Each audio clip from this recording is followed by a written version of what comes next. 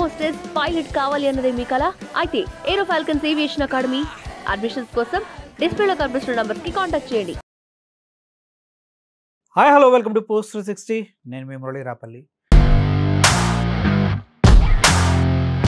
రాజకీయంగా ఎటువంటి మార్పులు జరిగినా, ఎటువంటి అనుచితమైనటువంటి సిచ్యువేషన్స్ ఏర్పడినా న్యూస్ అందించడంలో పోస్ట్ 360 ఎప్పుడు ముందే ఉంటుంది. ప్రస్తుత రాజకీయ పరిస్థితులను మనం క్షుణ్ణంగా పరిశీలించినట్లయితే మద్యం, కల్తీ మద్యం దగ్గర నుంచి అత్యంత ప్రతిష్టాత్మకంగా డేటా సెంటర్స్ అంటూ మన మీద రుద్దుతున్నటువంటి ఒక దారుణం గురించి కూడా ఈరోజు మీతో మాట్లాడాలి అని నేను అనుకుంటున్నాను. ఎందుకంటే డేటా సెంటర్ అంటారు కానీ అగ్రదేశాలు ఎక్కడ కూడా ఈ డేటా సెంటర్స్ని పెట్టడానికి గూగుల్కి పర్మిషన్ ఇవ్వాల. కానీ మన ఆంధ్రప్రదేశ్లో అది కూడా విశాఖ బీచ్ నడి ఒడ్డున సముద్రానికి దగ్గరలో డేటా సెంటర్ పెడతానికి గల కారణాలు ఏంటి? అంతేగా దాంతోపాటు సిఆర్డిఏ బిల్డింగ్ రీసెంట్గా ఓపెన్ చేశారు. దాని వెనక రైతులకి న్యాయం జరుగుతుందా, అన్యాయం జరుగుతుందా, ఇలా అనేక రకాల విషయాలతోటి మీ ముందుకు వచ్చాం. మాతో సామాజికవేత్త సెలసాని శ్రీనివాస్ గారు మనతో ఉన్నారు. Sir, welcome to our studio. Sir నమస్తే. నమస్కారం. సార్, మీరు నిన్న మొన్న గత 15 నెలలుగా చూస్తూనే ఉన్నారు. అంతకుముందు కూడా మీరు అనేక విషయాలపైన మాట్లాడారు. కల్తీ మద్యం కుంభకోణం కేసులు వాళ్ళపైన వీళ్ళపైన వాళ్ళు, వాళ్ళంతా బాగానే ఉన్నారు, వేల కోట్లు సంపాదించుకుంటున్నారు, ప్రజలు బఫూన్లు అవుతూ ఉన్నారు. దీన్ని మీరు ఎలా చూస్తూ ఉన్నారు? నేను పదే చెప్తున్నానండి, సామాజిక కోణంలో ఒకటి చూడాలండి.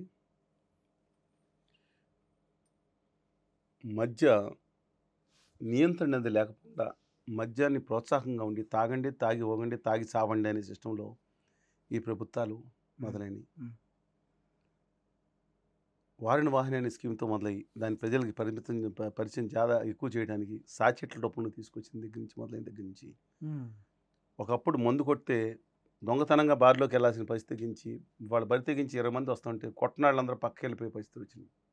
కరెక్ట్, మీరు చెప్పి. ఈ సమాజంలో ఒకప్పుడు ఒక అవినీతి చేసిన వాడు పట్టుబడితే తల ఉంచుకుని వెళ్ళిపోయే పరిస్థితి. వాళ్ళకి పిల్లల్ని ఇవ్వడానికి కూడా డబ్బులు ఉంటే పర్వాలేదు, కానీ మనం పరుగు పోతున్నాం, పిల్లలకి ఇవ్వడానికి కూడా ఇచ్చిగించేవారు కాదు. ఇవాళ 100 కోట్లు 1000 కోట్లు దొరికి బయటకు వస్తే వేలాది మంది వెళ్ళి దండలు స్వాగతం పలికే స్థితి. ఈ సామాజిక కోణం చూడండి. సరే, మీరు అడిగిన స్పెసిఫిక్ ప్రశ్న ఆంధ్రప్రదేశ్ కానీ ఏదో తెలంగాణ కానీ సమాజం, బట్ మెయిన్ ఫోకస్ అయిన Andhra Pradesh because what is happening as in today as in date. అందువలన ఇంతకుముందు జగన్మోహన్ రెడ్డి గారు మద్య నిషేధం అని తీసుకొచ్చారు. దాన్ని కాకుండా దాన్ని వెర్రితెరలు వేయించి ఏ విధంగా చేయించారో మనం చూసాం. దాన్ని ఏ స్టేజ్కి తీసుకెళ్ళిపోయారంటే తమకు నచ్చిన వాళ్ళు డిస్టిలరీ వాళ్ళు తమకే ఇవ్వాలి, తమకు నచ్చిన బ్రాండ్లు తమలే అమ్ముకుంటామని చేసి అనేక ఆరోపణలు రావటం, ఆఖరికి సిట్టు దాని మీద వేయటం, అది ధనంజయ రెడ్డి గారితో సహా, కసిరెడ్డి గారితో సహా మిథున్ రెడ్డి గారిని కూడా అరెస్ట్ చేసే వరకు వెళ్ళటం మనం గమనించాం. ఇవాళ 72 రోజుల పాటు ఆయన జ్యుడిషియల్ కస్టడీలో ఉండటం జరిగింది దాదాపుగా. అది అక్కడ పక్కన పెట్టి ఇవాళ కొత్తగా జనార్దన్ రావు గారిని తీసుకురావటం, అక్కడి నుంచి జోగి రమేష్ గారి మీద ఆరోపణ చేయటం, జోగి రమేష్ గారి యొక్క దీంట్లో జనార్దన్ రెడ్డి గారికి వచ్చిన స్టేమిలో మాట్లాడని చెప్పేసి తెలుగుదేశం పార్టీ ఎమ్మెల్యే గారు పబ్లిక్గా పెట్టడం, నేను కావాలంటే లైట్ డిటెక్టర్ పరీక్ష సిద్ధంగా ఉన్నాను, దమ్ముంటే సిద్ధపడిన నేను ప్రకటించడం, నేను దేవుడి గుడిలో ప్రమాణం చేస్తాను, లేకపోతే మసీదులో ప్రమాణం చేస్తాను, చర్చిలో ప్రమాణం చేస్తాను వెళ్ళిపోవటం. అసలు ఇదంతా డైవర్షన్గా కనిపిస్తుందండి. అవును సార్.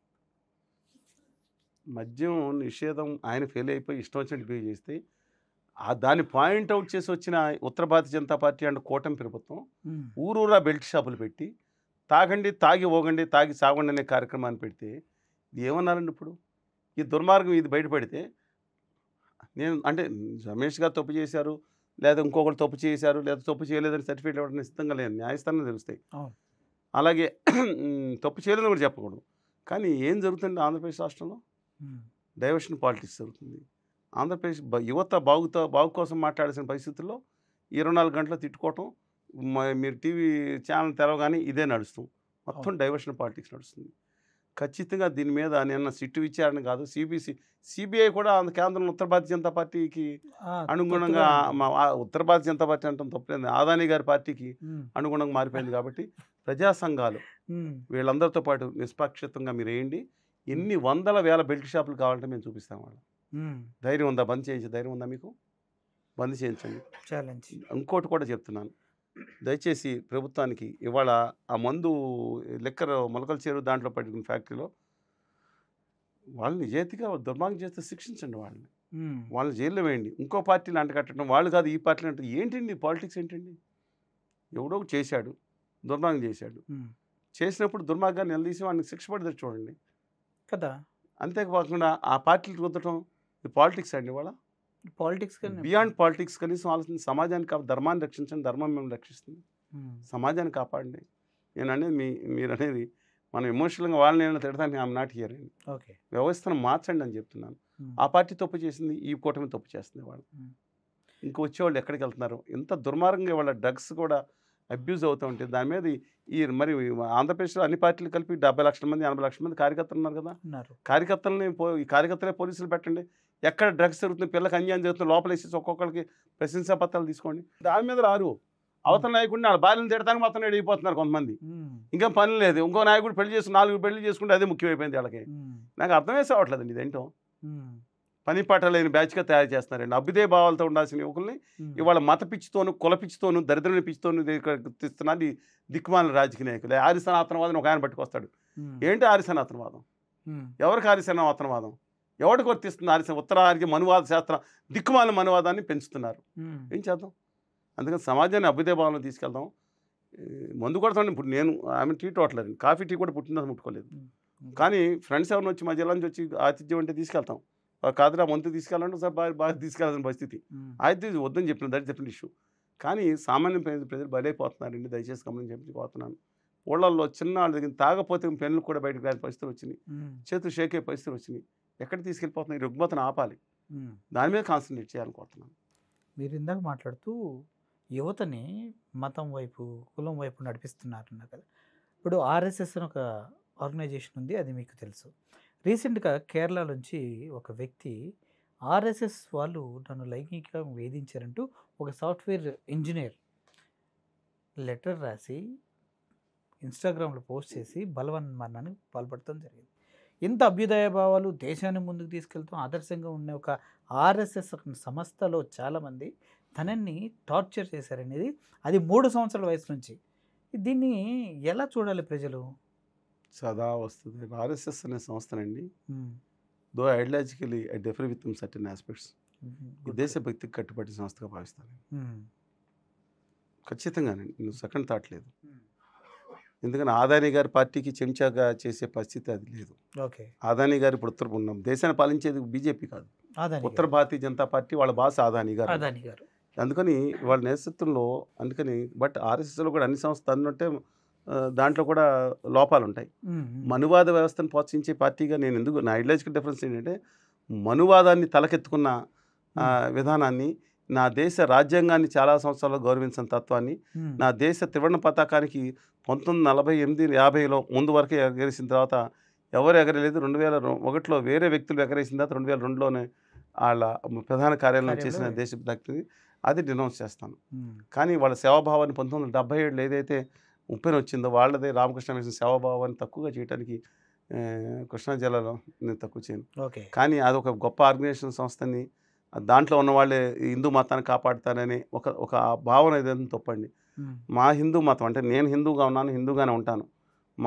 మాలాంటి 145 కోట్ల మందిలో 100 కోట్ల 120 కోట్ల మంది పైగా హిందువులు, అభ్యుదయ హిందువులు తమలోని అభ్యుదయాన్ని, అంటే మా హిందూ మతంలోని, మా హిందూ మతం వైదిక మతం కాదండి, మా హిందూ మతంలో మూఢనమ్మకాలను తదించుకుంటూ అభ్యుదయ వాళ్ళు పుణిపుచ్చుకుంటూ గొప్ప గోదావరి గంగా ప్రవాహం సాగే ఒక జీవన విధానం ప్రపంచంలో గొప్పది హిందూ మతం అని భావిస్తాను. దానికి వాళ్ళు తీసుకొచ్చి మత విద్వేషాన్ని తెచ్చుకొట్టారు. మా హిందూ మతం ఏ మత విశ్వాసాన్ని ఇంకొక దేవుడిని తప్పు మాట్లాడదు. మా నాయనమ్మ చిన్నప్పుడు మేము మా నాన్నగారు తీసుకొచ్చి కారులో దింపిన తర్వాత మళ్ళీ సెలవులు అయిపోయిన తర్వాత ఇంటికి వెళ్ళేటప్పుడు బస్సులో ఏసుక్రీస్తు అని బొమ్మలు అన్నీ పెట్టుంటాయి, రాముడు బొమ్మ. మా చిన్నప్పుడు తెలియదండి. అంటే మా దగ్గర ఉన్న అప్పుడున్న ఎస్సీలో చాలా మాల కులస్తులు 99% మంది క్రిస్టియన్సే. ఉమ్, అమ్మ మాలలో దేవుడిని పెట్టారేంటి ఇక్కడికి, ఇక్కడ పెట్టారేంటి అని అడిగాను నాయనమ్మని. మా ఆయన కూడా దేవుడే కదా బాబు అందరం సింపుల్గా. సింపుల్గా. ఉమ్, ఆయన మనం ఎవరు కదా, బుద్ధుడిని కూడా తమ అంశంలో చేసేసారు ఉమ్, వాళ్ళు. అందుకని గొప్ప మతం హిందూ మతం అండి. హిందూ మత జీవన విధానం అది, అవును. ఒక ధర్మం లాంటి జీవన విధానం. వైదిక క్రతువులు దాంట్లో వాళ్ళు కొంతగా తీసుకొచ్చి పెట్టారు ఈ దేశం. అలాంటిది ఇవాళ మీరు అడిగింది ఏంటంటే, అన్ఫార్చునేట్లీ ఆర్ఎస్ఎస్ అనేది ఒక కాపీరేట్లుగా ఉత్తర భారతీయ జనతా పార్టీ మతానికి కాపీరేట్గా మారింది. ఉమ్, కాదు, ఆర్ఎస్ఎస్లో కూడా వాళ్ళు మారాలి. ఇవాళ నా దక్షిణాదికి జరుగుతున్న అన్యాయంలో ఆర్ఎస్ఎస్ అనేది వాళ్ళ తన కేరళలో మతాన్ని వాడుకుని ఒక రెచ్చగొట్టే పద్ధతిలో ఒక వ్యవహరించే తీరు కొంతమందిలో ఏదైతే ఉందో దాన్ని ఖండిద్దాం. కానీ ఆర్ఎస్ఎస్ కార్యకర్తల మీద కూడా దాడులు జరుగుతుంది, దాన్ని కూడా ఖండిద్దాం. ఖండించాలి తప్పకుండా. తప్పకుండా. ఖండిద్దాం. సరే, మీరు ఈ టాపిక్ మాట్లాడుతూ బీజేపీ అనేది అదాని పార్టీ అని చెప్తూ వచ్చారు కదా. ఇప్పుడు అటువంటి అదాని అనే వ్యక్తి కొన్ని ప్రదేశాల్లో అడవులు మొత్తాన్ని ఆక్రమించుకొని 10 లక్షల మ్యాంగో చెట్లను కొట్టేస్తున్న నాశనం మొదలు పెట్టారు కదా. మరి ఇప్పుడు వైజాగ్లో data centre Google data centre అంటున్నారు, కానీ అదాని డేటా సెంటర్. అదే అదాని డేటా సెంటర్ 2023లో జగన్మోహన్ రెడ్డి గారు ఆల్రెడీ దానికి ఆర్జ్యం పోశారు. లేదు, చంద్రబాబు నాయుడు గారు ఆదాని డేటా సెంటర్ పక్కనే ఈయన ఫోటో పెట్టుకుని గంటా శ్రీనివాసరావు గారి ఫోటోతో ఆదాని గారి డేటా సెంటర్ చంద్రబాబు నాయుడు గారు కూడా శంకుస్థాపన చేశారు. రెండు ఉన్నాయండి, రెండు చిత్రాలు ఇటు రెండు చూశాను. సో ఇప్పుడు డేటా సెంటర్స్ అంటే ఏమనుకుంటున్నారంటే అతి పెద్ద గొప్పది అని చెప్తున్నారు. నాకు తెలిసి డెన్మార్క్ కానీ, న్యూజెర్సీ కానీ, వర్జీనియా అండ్ యూఎస్ఏ, ఈ వర్జీనియా అనేది ఆ డేటా సెంటర్కి పెట్టింది పేరు. అక్కడ డైరెక్ట్గా ఇంటి ముందు not in my back yard అంటూ బోర్డులు కూడా పెట్టింది సిచ్యువేషన్. డేటా సెంటర్స్ అనేది మా బ్యాక్ యార్డ్లు మా చుట్టుపక్కల ఉండడానికి వీలు లేదంటూ అంత వ్యతిరేకత, అంత టెక్నికల్గా డెవలప్ అయ్యి పవర్ సోర్స్ కంప్లీట్గా ఉన్న దేశాలే వ్యతిరేకిస్తే తీసుకొచ్చి వైజాగ్లో పెట్టడానికి గల కారణం ఏంటి? దానివల్ల ఉద్యోగాలు ఎన్ని వస్తాయి? దానివల్ల ఎవరికి లాభం, ఎవరికి నష్టం? 1,88,000 ఉద్యోగాలు డేటా ప్రజలకి. డేటా సెంటర్ 1,88,000 ఉద్యోగాలు లభించడమే కాకుండా రాష్ట్రం అంతా కూడా ఒక పచ్చని వాతావరణంతో అద్భుతమైన దాంట్లో ఇండస్ట్రీస్ ఉండదు కాబట్టి అసలు పొల్యూషన్ లేని విధంగా ఒక వర్ధిల్లే వస్తూ ఆ డేటా సెంటర్ విశాఖపట్నం డేటా సెంటర్ని ఈ ప్రపంచ పటంలోనే వాళ్ళ ఇంటర్నేషనల్ వార్త అయింది, నేషనల్ వార్త కాదు, ఇంటర్నేషనల్ వార్తగా అది తీసుకొచ్చి ఏది విశాఖపట్నం అయితే ఇంటర్నేషనల్ మ్యాప్లోకి ఎక్కేసింది. ఇవాళ చాలా అద్భుతంగా ఒక పాజిటివ్ కుదేలైపోయిన ఆంధ్రప్రదేశ్కి ఒక పాజిటివ్ వైబ్రేషన్స్, ఒక గొప్ప ఎకో సిస్టమ్ ఉంది డెవలప్ అవుతుందని ఒక పాజిటివ్ వార్తలు వాళ్ళ ప్రచారం అవుతున్నాయి. అది ఒక అద్భుతంగా ప్రజలు ఆనందంతోనూ ఒక ప్రజలు తమ భవిష్యత్తుకి దిక్సూచిగాను ఇవాళ లోకేష్ గారు తీసుకొచ్చారనే విధంగా ఇవాళ నడుస్తూ ఉందండి. ఇది ఒక కోణం. ఇది ఒక కోణం. ఇది చదువుకున్న వాళ్ళదా, చదువుకోలేని వాళ్ళదా? లేదు, అందరికీ అలాంటిదే ఉండదు. కుల పిచ్చి, మత పిచ్చి, ఉప ప్రాంతి పిచ్చి, వారసత్వ పిచ్చి ఉంటున్న వాళ్ళకి వాళ్ళు చదువుకోని ఉండవు. యాక్సెంచర్స్ సాఫ్ట్వేర్లో ఒక ఉన్నత ఉద్యోగంలో వ్యక్తి నన్ను శ్రీనివాసం రాళ్ళతో కొట్టి చంపండి అమరావతి ఉద్యమానికి వస్తే వీడు పలానా అమరావతికి నేను ఎప్పుడు వ్యతిరేకించానో తెలియదు, డైరెక్ట్గా నా దగ్గర ఉంది ఎన్ని ఆధారాలతో పాటు నేను పోలీస్ స్టేషన్లో కేసు పెడితే చంపుతానన్నారు. నన్ను ఏం చేశాను? 2020 జనవరి 17 తారీఖున పాలకొల్లు పోలీస్ స్టేషన్లో పెట్టింది. దాంట్లో వైకాపా వాళ్ళు, తెలుగుదేశం వాళ్ళు ఇద్దరు కూడా ఉన్నారు. ఆ కేసు RR గారు అనే మనిషికి ఆయన ఎంపీగా ఉండగా, మా ఎంపీ కదండి ఆయన, ఫోన్ చేసి ఆయనకి నేను వాట్సాప్ మెసేజ్ కూడా పంపించాను, ఆయన దగ్గర ఉంటుంది ఇంకా. మరి ఆయన స్పందించలేదు ఎందుకనో. ఆయన బాధ కలిగినప్పుడు మేము అందరం స్పందించాం. సరే, ఇవన్నీ పక్కన పెడదాం. మీరు అడిగిన ఫోకస్ చెప్పండి. అంటే అది మీ ఫోకస్. మనం ఏంటంటే ఒకదానికి నా పర్సనల్ ఒపీనియన్ ఏంటంటే, చెప్పండి, కుదేలైపోయిన ఆంధ్రప్రదేశ్ ఒక పాజిటివ్ ఆస్పెక్ట్ కింద ఒక ఎకో సిస్టమ్ డెవలప్ అవుతుంది, దానికి ఇలా వచ్చిందనే దాని మీద నేను పాజిటివ్గానే స్వీకరిస్తున్నాను. కానీ వీళ్ళు మాట్లాడేది ఎలా ఉందంటే 1,88,000 ఉద్యోగాల చెవులో క్యాలిఫ్లవర్ పూలు కూడా సరిపోవు, అక్కడెక్కడ ఉంటాయి పెట్టమనండి. ఇవాళ డేటా సెంటర్ అంటే ఇట్ ఈస్ నాట్ ఒక సాఫ్ట్వేర్ సెంటరో, బిజినెస్ ప్రాసెసింగ్ అవుట్సోర్స్ సెంటరో, ఇంకోటి కాదు. అది ఇన్ఫర్మేషన్కి ఒక గొడవను, వర్చువల్ గొడవను అనమాట. అంటే దాని సామాన్లు తీసుకెళ్ళిపోయేదే ఉండదు. ఆ ఓన్లీ స్టోర్ చేయటం మాత్రమే జరుగుతుంది. దాంట్లో ఈ స్టోరేజ్ చేసే దానికి 200 నుంచి 400 మంది ఎంప్లాయీలు ఉంటే సరిపోతుంది. ఇది దాంట్లోది. మిగతా ఉద్యోగులు ఎలా వచ్చారు, అదాని గారు ఎలా వచ్చారు, దీనికి విశాఖపట్నం మొత్తానికి కావాల్సిన పరిసర ప్రాంతాల మొత్తానికి కావాల్సింది కేవలం వాళ్ళ ఎలక్ట్రిసిటీ కన్జంప్షన్ ఒక 2 GW ఉంటుంది. హోమ్ కన్జంప్షన్ మొత్తం చుట్టుపక్కల ప్రాంతాలు అంతా కలిపి 2 GW. ఇవాళ ఈ డేటా సెంటర్ కావాల్సిన ఎలక్ట్రిసిటీ ఇన్ ఫుల్ స్కేల్లో వాళ్ళు చెప్తున్నారు 1 GB నుంచి పెంచుతూ ఉన్నారు. అంటే దాదాపు 5 GW ఎలక్ట్రిసిటీ 5,000 మెగావాట్లు దీనికి డెడికేటెడ్గా కావాలి. అంటే ఒకటేమో 1 GW ఇన్ హౌస్ ప్రొడక్షన్ చేసుకుంటారు, మిగతాది ఎక్కడి నుంచి తీసుకొస్తారు? అంతా మేమే చేసుకుంటాం అదానీ గారు, అందుకని దానికి 20,000 కోట్లు అంటున్నారు. సరే సంతోషం. దీనికి ఒక గేట్వే వస్తుంది. I'm accepting that. ఇండియా నుంచి ఒక గేట్వేలు కేవలం చెన్నై నుంచి ముంబై నుంచి ఉన్నాయి. ఈ గేట్వేస్ ఏంటంటే సముద్రం అడుగు భాగం నుంచి మన సింగపూర్ హబ్ నుంచి మన కేబుల్స్ వేసుకుంటారు, కేబుల్స్ అక్కడి నుంచి కనెక్ట్ అవుతాయి. అందువల్ల విశాఖపట్నం వస్తే ఇంకో స్పీడ్ బాగా వస్తుంది. నేను నాట్ డినైయింగ్ దట్. అది భారతీయ టెలికాం వాళ్ళు వేసుకుంటున్నారు, ఎప్పటి నుంచి దీనికి అనుసంధానం చేస్తున్నారు. దానికోసం 1,000-2,000 ఉద్యోగాలు, ఈ పవర్ ప్రాజెక్టుల గురించి ఉద్యోగాలు కూడా దీంట్లో కలుపుతున్నారు, 4,000 ఉద్యోగాలు. కానీ ఎస్ ఐఎమ్ యాక్సెప్టింగ్ అండి. కానీ నేను అడుగుతా ఉన్నాను, నేను పాజిటివ్ వైబ్రేషన్స్ లోకేష్ గారు ప్రయత్నించారు, అంతవరకు ఒప్పుకుంటాను. కానీ దాన్ని అద్భుతంగా ప్రపంచంలో అద్భుతంగా స్వీకరిస్తారండి. అది అదానీ డేటా సెంటర్ ఇంతకుముందు శంకుస్థాపన చేసింది చంద్రబాబు నాయుడు గారు. దాని తర్వాత ఇది అందులో ఉద్యోగాలు ఎన్ని వస్తున్నాయని చెప్పకుండా గాల్లో మరం పెడుతున్నారు. రెండోది ఎలక్ట్రిసిటీకి వాళ్ళే సొంతంగా ప్రొడ్యూస్ చేసుకునే ఎలక్ట్రిసిటీ రాయితీలు అని చెప్తున్నారు. 3 రూపాయలు ఏంటండి అది? నాకు I'm not sure about that. వాళ్ళ ప్రభుత్వాన్ని ఎన్ని వేల కోట్ల రూపాయలు ప్రజల దగ్గర నుంచి పొళ్ళు ఒడగొట్టి 8 రూపాయలు వాళ్ళ మీరు విశాఖపట్నంలో, శ్రీకాకుళంలోనో, అనంతపూర్లోనో లేదా పాలకొల్లోనో వెళ్ళండి, ఎలక్ట్రిసిటీ ఇది 8 రూపాయలు ఛార్జ్ చేస్తున్నారు కమర్షియల్ పర్ యూనిట్ ఛార్జ్ చేసి. ఇవాళ ఈ సబ్సిడీ అంటే ప్రజల పొళ్ళు ఓడగొట్టి లాగ్గొట్టి ఇవాళ అదానీ గారికి ఎలక్ట్రిసిటీ సబ్సిడీ ఇవ్వాల్సిన అవసరం ఎవరు చెప్పాడు మీకు? ఎవరు త్యాగం చేయాలి, ఎవరు లాభం పొందు? గుజరాతీ మార్వాడి వ్యాపారులు అంటే అందరూ దుర్మార్గులు అంట్లా, గుట్టుగా మాయ చేసుకునే వ్యాపారం గుమా వ్యాపారులు. గుజరాతీ మార్వాడీలు మీకు వస్తే చేయని వీళ్ళ కోసం తల తాకట్టు పెట్టి ఎవరి కోసం పెడుతున్నారు? తెలుగు ప్రజల యొక్క రక్తం స్వేదాన్ని వాళ్ళకి అర్పిస్తానికి సిద్ధపడుతున్నారు. మీరు అసలు మా తెలుగు ప్రజలను పన్నులు కట్టిన పొళ్ళు కట్టిన పన్నుల నుంచి వాళ్ళ సబ్సిడీ ఇవ్వటం ఏంటి? ఎంతమందికి ఉద్యోగాలు ఇస్తారు? అసలు వాళ్ళు ఇన్వెస్ట్ చేసుకుంటే మీకు పవర్ సబ్సిడీ ఇవ్వాల్సిన అవసరం ఏంది? ఎన్ని వేల కోట్ల రూపాయలు ఈ రాష్ట్ర ప్రజలు కట్టిన పన్నుల నుంచి వాళ్ళకి ఇస్తున్నారు. ఓకే, ఉద్యోగాలు ఎన్ని ఉద్యోగాలు ఇస్తున్నారు? నేను అడుగుతా, ఆంధ్రప్రదేశ్కి ప్రత్యేక హోదా విభజన హామీలు వస్తే 15 లక్షల మందికి పైగా ఇండస్ట్రియల్ వ్యక్తులు, పారిశ్రామికవేత్తలు, దమ్మున్నవాడు, యువత, అది కుర్రోళ్ళు, ఆ కెమెరామెన్ కానీ ఇంకొకళ్ళు కానీ వీళ్ళు సొంతంగా పెట్టుకునే హక్కు వస్తుంది. వీళ్ళు 10 మందికి ఉద్యోగం ఇస్తే 1.5 మందికి ఉద్యోగాలు వస్తాయి. వీళ్ళు గుజరాత్లో పెట్టుకుంటే 50 మంది గుజరాతీలకు 500 మంది మారవాడీలకు ఉద్యోగాలు ఇచ్చే కెపాసిటీ దమ్మన తెలుగు అవుతుంది. టెక్నాలజికల్ హౌ ఇవన్నీ కావాల్సింది కదా ఇవ్వకుండా వాళ్ళకి రావాల్సినవన్నీ దొబ్బుకుపోయి గుజరాత్లోనే గిఫ్ట్ సీట్లో పెట్టుకున్న ఆంధ్రప్రదేశ్ ఎగ్జిబిషన్ ఎవరి కోసం వస్తున్నారండి ఇక్కడికే? మమ్మల్ని దొబ్బటానికి కాక. నేను అడుగుతాను, మమ్మల్ని మా తెలుగు ప్రజలు ఎస్ నాకు జీవి కృష్ణారెడ్డి గారికి సంబంధం లేదు, నా తెలుగు బిడ్డ. వాళ్ళ జీవికి ఇంటర్నేషనల్ ఎయిర్పోర్టు ఎవరిదండి? గద్వాల రాజా గారిది. జీవి కృష్ణారెడ్డి గారు వాళ్ళ కుటుంబానికి సంబంధించి, గద్వాల రాజా గారిని మహబూబ్నగర్ జిల్లాలో ఉంది. వాళ్ళ కుటుంబానికి సంబంధించిన ఒక సంస్థ జీవికి ఇంటర్నేషనల్ ఎయిర్పోర్ట్ ముంబై ఉంది. నవీ ముంబై ఇంటర్నేషనల్ ఎయిర్పోర్ట్ కూడా 70% ఇచ్చుటెక్ ఉంది. పీక మీద కత్తి పెట్టి 2020లో 81 సంవత్సరాల వ్యక్తిని స్పెషల్ పేటీలు తీసుకుని నిన్ను కోవిడ్ పేషెంట్లు పడతాను ఏ సంస్థలు బెదిరించినాయి అని ఇవాళ ఆయన అమ్ముకుని ఉంటే చచ్చిపోతాడని బాధతో వాళ్ళ కుటుంబ సభ్యులు తర్వాత బయటకు వచ్చి నన్ను బెదిరించలేదు ఆయనే అనే దౌర్భాగ్య స్థితికి తీసుకొచ్చారంటే ఎంత దారుణం అండి అది.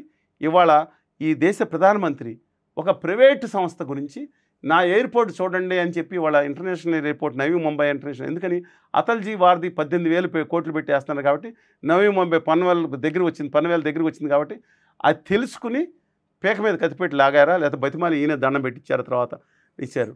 అలాగే మధు గారు పవర్ ప్లాంట్ లాగేశారు. గంది మల్లికార్జునరావు గారు ఎత్తన్న పవర్ ప్లాంట్లు కోల్ లింకేజ్ లేకుండా ఆ పవర్ ప్లాంట్ లాగేసిన అదానీ గారు. కన్నా ప్రతాప్ రెడ్డి గారు 6 సిమెంట్ ప్లాంట్లు అయ్యేది అవబోయేది ఇక్కడ విదేశాలను మొత్తం కంపెనీ లాగేసిన అదానీ గారు. అలాగే చింతా విశ్వేశ్వర గారు స్టేజ్ లాగేశారు. కృష్ణపట్నం పోర్ట్ లాగేశారు. గంగవరం పోర్ట్ని పీక మీద కత్తిపెట్టి ఇలా లాగేశారు. ఆఖరికి రాష్ట్ర ప్రభుత్వ వాటర్ లాగేశారు. ఇవన్నీ కూడా లాగేసిన ఒక అదానీ గారు అయితే, అంతేకాకుండా ఇంటర్నేషనల్గా అమెరికాలో కేసు అదానీ గారి మీద పెడితే జగన్ గారికి డబ్బులు ఇచ్చారని ఇండైరెక్ట్గా లేదా ప్రతి ప్రముఖ వస్తే ఇంత దుర్మార్గుడు ఇంత స్కీములు లాగుతున్నాడు, 1 లక్షల కోట్లు ఈయన వల్ల ఎలక్ట్రిసిటీ వల్ల నష్టం అని చెప్పి తెలుగుదేశం పార్టీ కోర్టులో కేసులు వేసింది ప్రభుత్వం. ఇవాళ అధికారంలోకి వచ్చిన తర్వాత వీళ్ళందరూ కలిసి అదానీ గారి కాళ్ళు పట్టుకుని పిసుకుతా ఉన్నారా లేదా అని నేను అడుగుతా ఉన్నాను. వాళ్ళకి నమస్కారాలు పెట్టి వాళ్ళ కాళ్ళకి పాదసేవ చేస్తున్నారా లేదని అడుగుతున్నాను. నా తెలుగు వాళ్ళకి ఇవ్వాల్సిన రాయితీలు మా తెలుగు ప్రజలకి మా యువతరానికి ఇస్తే వీళ్ళు దమ్ముండి నిలబడతారు కదా. దమ్మున్న కలేజ్ ఎవరిని ఉన్నా నా తెలుగు యువతని నిర్ణీతం చేస్తా, తాగి ఉండని ఈయన చుట్టూ పెట్టి ఇవాళ ఇండస్ట్రీలు మాత్రం ఆ గుజరాతీ మారవాడి కాళ్ళ చుట్టూ తిరుగుతున్నాయని అడుగుతా ఉన్నాను. ఇన్ని వేల ఉద్యోగాలు వస్తుంటే నిన్న ముందే మాట్లాడానండి. ఇన్ని ఉద్యోగాలు వస్తూ ఉంటే పోనీ 1000-3000 ఉద్యోగాలు గత 9 నెలల్లో విశాఖపట్నం స్టీల్ ప్లాంట్లో 4880 కంప్యూటరీ ఉద్యోగాలు, 1100 పైగా పర్మనెంట్ ఉద్యోగాలు తీసి పడేసి మెడపట్టి బయటికి గంటేశారు. విశాఖపట్నం స్టీల్ ప్లాంట్లో గత 40 సంవత్సరాల నుంచి సెంట్రల్ ఇండస్ట్రియల్ సెక్యూరిటీ ఫోర్స్ తప్ప స్థానిక పోలీసులు అడుగు పెట్టడానికి హక్కు లేదు. అట్లాంటి వాళ్ళ తారచందో, బూల్చందో, తక్కచందో, తోలచందో, తొక్కలో చందో వీళ్ళందరికీ కాంట్రాక్ట్లు ఇచ్చి స్థానికులను బయటికి పంపించిన తర్వాత మెడపట్టి ఆధార్ కార్డు లింకేజ్ తీసి మెడపట్టి వేలాది మంది ఉద్యోగులను బయట పెట్టి ఒక తంతని మెడపట్టి బయట గెంటేస్తే నేను వెళ్ళి వాళ్ళ గౌరవ మంత్రి ఎంపీ గారిని ఏంటండి అంటే వాళ్ళ ఉద్యోగస్తులు ఏంటండి లేబర్ అండి అని. లేబర్ కాదండి, కాంట్రాక్ట్ ఉద్యోగస్తులు, మీకు లేబర్ అక్కని గుండె గాయపడింది చెప్తున్నాను. వాళ్ళు నిర్వాసితుల బిడ్డలు కూడా ఉన్నారు. పావలాకి బేడకి వాళ్ళ ఒక్క స్థలాన్ని వాళ్ళ ఎకరాలని కట్టుకుంటే నా రాష్ట్రం బాగుపడుతుందా అని చెప్పి ఇస్తే వాళ్ళని పక్కన పడేస్తే అందులో 88-90% పైగా తెలుగు బిడ్డలు. 5 వరంగల్ నుంచి వెళ్ళి ఉండొచ్చు, కోస్తా రాయలసీమ నుంచి వెళ్ళి ఉండొచ్చు, 5% పక్కనున్న ఒరిస్సా మిగతా వాళ్ళు ఉంటే వాళ్ళని తీసి పక్కన పడదొబ్బి 6000 ఉద్యోగాలు కడుపు కొట్టి నువ్వు ఏదో 80,000కు ఇదేంటంటే నాకు అర్థం కాదు. ఉన్న ఉద్యోగాలను నాశనం చేసి వాళ్ళకి పైగా కొత్త స్కీము ఆర్య సనాతనవాదిగా చెప్తారు. 14,000 కోట్లు తీసుకొచ్చానంటారు. ఉత్తర ఆర్య మనువాద సనాతనవాదిగా మారిన కొత్త ఆయన కింద నుంచి పైకి మెట్లు కడుతూ ఉంటారు. ఆయన మాట్లాడుతూ ఉంటారు. నేను అడుగుతాను, my humble request to due respects to them. ఎవరికి ఇచ్చారండి 14,000 కోట్లు? ఎక్కడి నుంచి మాకు తెలియదు. పక్కనే రాశారు 12,300-400 కోట్లు. దాంట్లో 1,100 కోట్లు పాత స్కీమ్. 10,400 కోట్లు మాకు కావాల్సిన ఏంటి? క్యాప్టివ్ మైన్స్ దానికి 2 కేటాయించి క్యాప్టివ్ ఫైన్ రిపైరింగ్ కోకింగ్ కోల్ ఒకటి కావాలండి ఇచ్చుకుని ఇక్కడ 14% వడ్డీ వేసి సావదొబ్బి ఆ సంస్థను సావదొబ్బి ఆదాని గారికి 9% వడ్డీ కాకుండా వడ్డీని రద్దు చేయమని అడుగుతున్నాం.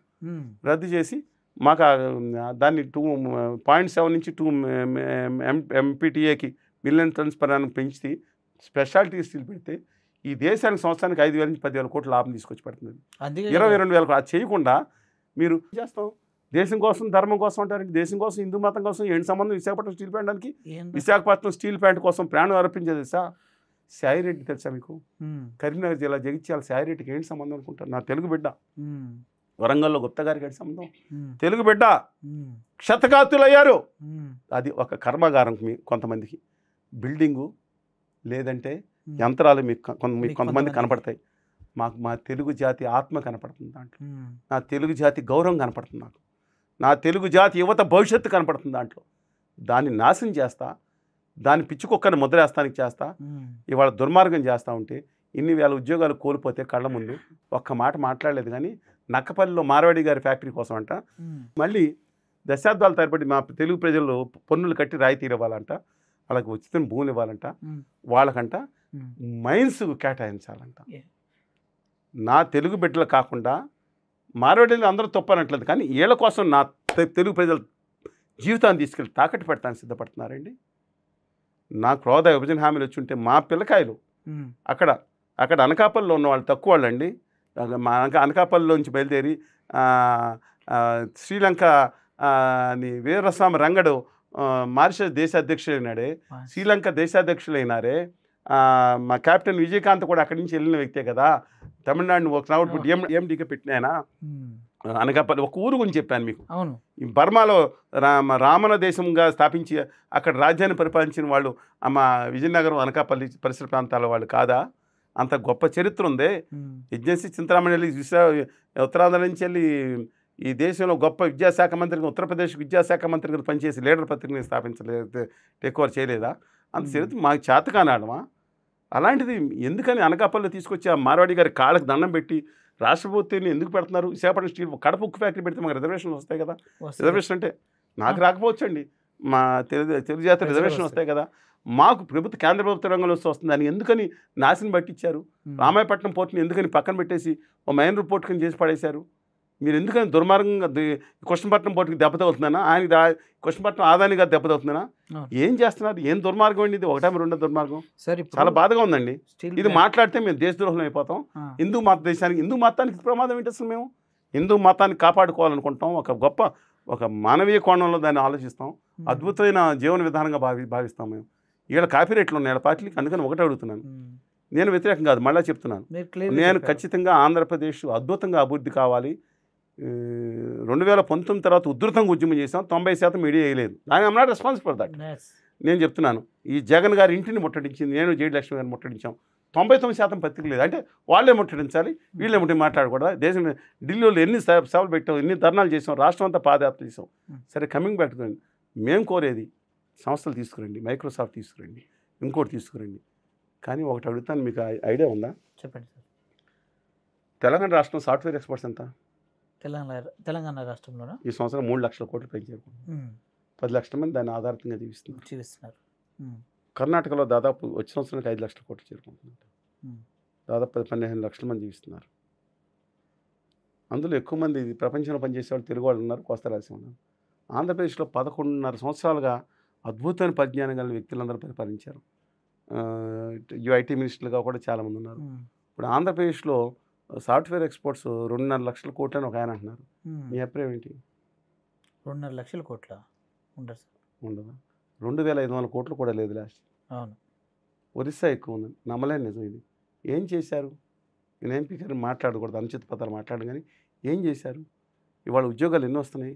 They trying. I'm not saying ఒక విషయం వచ్చిన తర్వాత మిగతా కొనసాగి ఇంకా లేదా టీసీఎస్ ఇంతకు ముందు పెట్టారు, లేదా ఇన్ఫోసిస్ కూడా మొదలవుతుంది. మొదలైనవి 2,000 మంది వచ్చారు.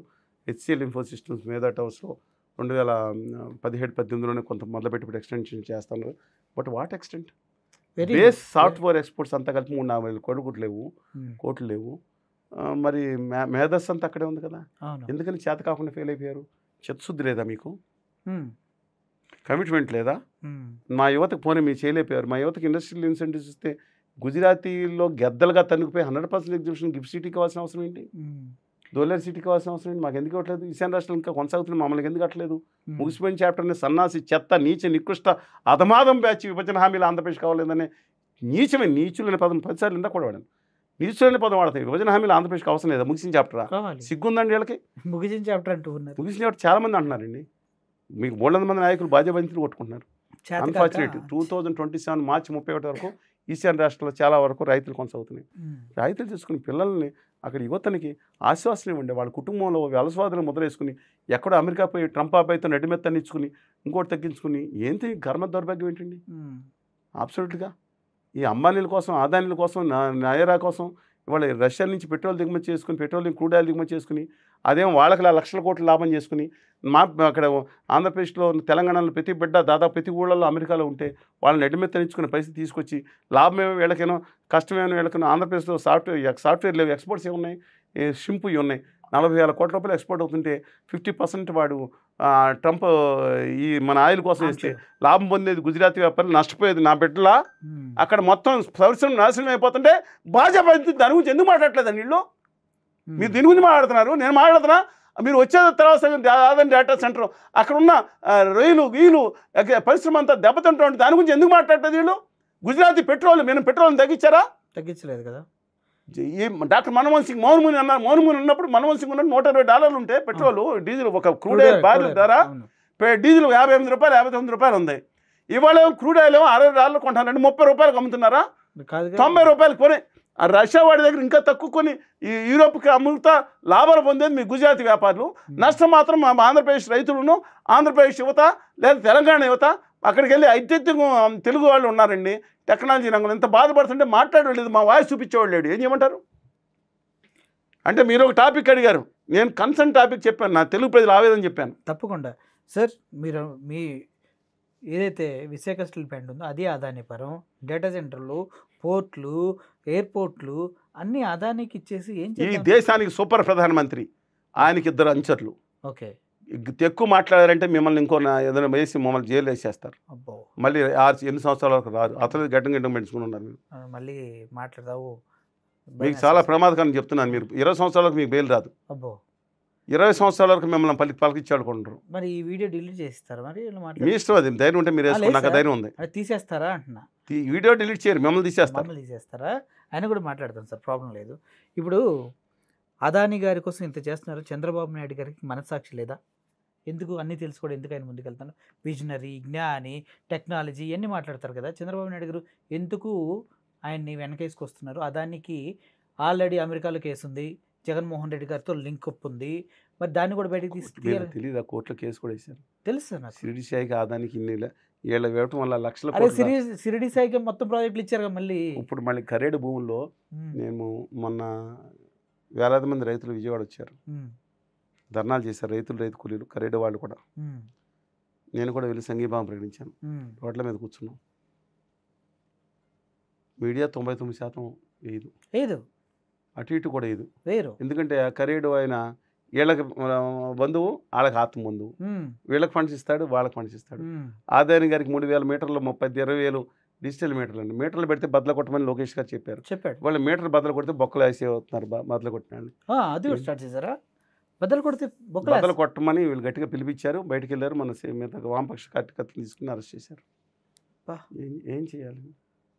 నేను చంద్రబాబు నాయుడు గారితో పాటు, జగన్ గారితో పాటు, ఆ ఉత్తర ఆర్య మనువాద సనాతనవాదిగా మారిపోయిన అంటే అభ్యుదయ చేగువేరు గారు ఎవరండి ఇలా చేయబెడతా ఉంటారు. ఆయన చేయబెట్టి ఆయన మా ఊరు పెట్టాడు. ఆయన బన్నీ గారు, ఆయన కాదు. తగ్గేదిలే అనేది ఆయన కాదు. ఇక్కడ తగ్గేదిలే వేరు, ఇక్కడ దాకా వెళ్తా ఉంటుందిలేండి.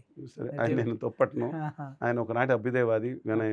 వి had a little bit interaction అండి మీ ఇద్దరి మధ్యన. అదృష్టవంతులు సార్ మీరు.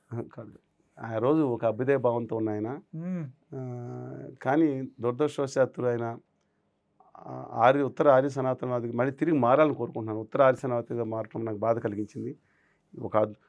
ఆయనకు ఒక శక్తి, నిజంగా చెప్తున్నాను, ఆంధ్రప్రదేశ్లో ఆయనకి ప్రాణం ఇచ్చే ఫ్యాన్స్ ఉన్నారు. చాలా తక్కువ మందికి అదృష్టం లభించింది. Let it be accept. మనస్సాక్షిగా మనం ఆయన అలాంటి ఒక అద్భుతమైన శక్తిని తమ ప్రజల కోసం వాడాల్సిన పరిస్థితి అండి.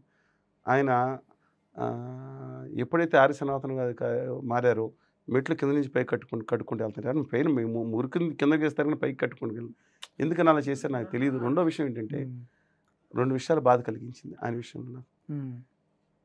ఒకటి, వెంకటేశ్వర స్వామి అంటే నాకు ఇష్టం అండి. ఎవరికి ఇష్టం ఉండదు సార్? నిన్నే 2 days అయింది వెంకటేశ్వర స్వామి దర్శనం చేసుకుని వచ్చాను. ప్రసాదం కూడా ఉంది ఇక్కడ. నేను వెంకటేశ్వర స్వామి నాకు ఇష్టం. కానీ మొన్న ఆయన అయోధ్య దగ్గరికి వెళ్ళి till now Tirupati Venkateswara Swami from there will go back to Ayodhya అన్నారు. అలా నాకు నా వెంకటేశ్వర స్వామిని అవమానపరచాల్సిన చాలా అత్యంత బాధాకరమైన మీరు. ఆయన అయోధ్యలో వెంకటేశ్వర స్వామి నాకు అర్థం కాదు. వెంకటేశ్వర స్వామిని అవమానపరచాల్సిన అవసరం ఏంది? ఎక్కడి నుంచి బయట నేను అయోధ్య నుంచి తిరిగి వచ్చారా? ఈయన కుటుంబాలు అయోధ్యలో ఉన్నాయా పూర్వీకులు? ఎందుకు అలా మాట్లాడారు? సరే, కొన్ని అర్థం చేసుకుంటాను. నాన్నగారు నమ్మరు, సిగరెట్టు నాయన దీపం ఇస్తే సిగరెట్టు కాల్చుకుంటాడు, దేవుడు లేవుడు అని ఆయన అన్నాడు. ఆయన దేవుని ఎప్పుడు ఏసుక్రీస్తు బొమ్మ కూడా ఉండేది అని ఆయన మాట్లాడినారు. ఎప్పుడు కూడా అభ్యుదయవాది. ఆయన పిల్లలిద్దరిని బాప్టిజం, ఈయన బాప్టిజం స్వీకరించారంటే క్రిస్టియన్ అయినారు. వాళ్ళ పిల్లలిద్దరిని కూడా ఆర్థడాక్స్ బాప్టిజం క్రిస్టియన్ చేశారని సంతోషం. సరే, ఆయన ఇష్టం అది. నేనైతే చేయరండి. నా పిల్లలందరూ హిందువులుగానే ఉంటారు, ఖచ్చితంగా చెప్తున్నాను నేను. వాళ్ళు మతం మారే పరిస్థితి రాదు, అంత కాన్ఫిడెన్స్ చెప్తాను నేను. కానీ సరే, ఆయన అంత నాకన్నా అభ్యుదయవాది ఆయన చేశారు. కానీ ఇవాళ ఆయన మాట్లాడతా ఆర్య సనాతనవాది ఆమెన్ అన్నారు. నాకు అర్థం, మరి ఒకసారి రిపీట్ చేయండి మీరు కావాలంటే. ఆమెన్ అనే పదం దేనికి వాడతారో తెలుసు. నేను అన్అపలాజికల్ సనాతనవాది ఆమెన్ అన్నారు ఆయన. మీరు మర్చిపోయినట్టున్నారు. నాకు అర్థం కాలేదు ఇది. అంటే Allah Akbar, Vishnu is the supreme అన్నట్టు రెండు కూడా ఒకే వరలో 2 కత్తులు అది కష్టం అవుతుంది. అందుకని ఎలా అన్నారు. నాకు ఇవాళ బాధ ఏంటంటే, సరే ఆయన మతం ఆయన ఇష్టం. కానీ ఇవాళ ఆంధ్రప్రదేశ్కి వచ్చి విశాఖపట్నం స్టీల్ ప్లాంట్ విషయంలో ఏం మాట్లాడారు? నేను యుద్ధం చేస్తా, ప్రాణాలు ఇప్పిస్తాను, ఇంకా చాలా అన్నారు, మీ సగం అన్నారు. రెండో విషయం, ప్రత్యేక హోదా కోసం ఆమరణ దీక్ష చేస్తా అన్నారు. నేను చేసాం ఆమరణ దీక్ష. నేను వాళ్ళు చేయలేని, నీళ్ళు కూడా చేయలేని పరిస్థితిలో నేనున్నాను. నా ఆరోగ్యం దెబ్బతిని ఉన్నాను. సరే, చాలా ఇబ్బందికరంగా మరి ఆయన ఆమోదీక్ష చేస్తున్నారు. ఇది తప్ప ఇంకో ప్రత్యామ్నాయం లేదన్నారు.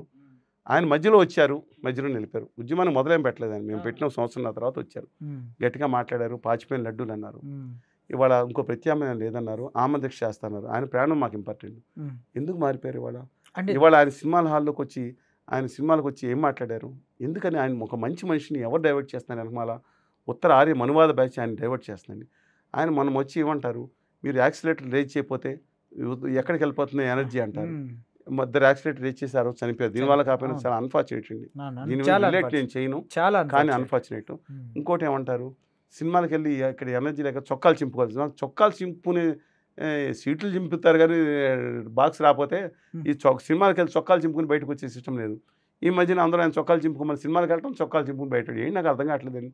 ఇదా కాబట్టి ఉద్యోగాల ఉపాధి లేదు కాబట్టి అంతవరకు ఏం చేయాలి మనం?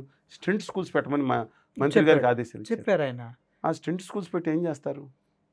నాకేం అర్థం కావట్లేదు. ఆ స్టెంట్ స్కూల్స్ పెట్టి మనంతా ఆయన బర్త్డే రోజు తిరిగారు. చిరంజీవి గారు అంటే ఒక మెగా కుటుంబం అంటే సేవా తత్పరతకి పేరున్నది. ఇలాంటి పనులు చేయరు. ఆ రోజు మద్దతు ఇస్తే భావన ఇంకో భావన పెట్టుకుని సేవా కార్యక్రమాలు చేస్తారు.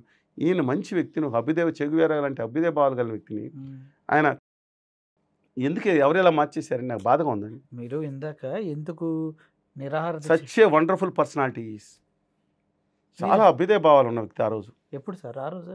ఒకవేళ అప్పుడు నేను కలిసినప్పుడు, మీరు కలిసినప్పుడు ఆయన కొన్ని సందర్భాల్లోనే ఆమరణ నిరాహార దీక్ష చేస్తారు.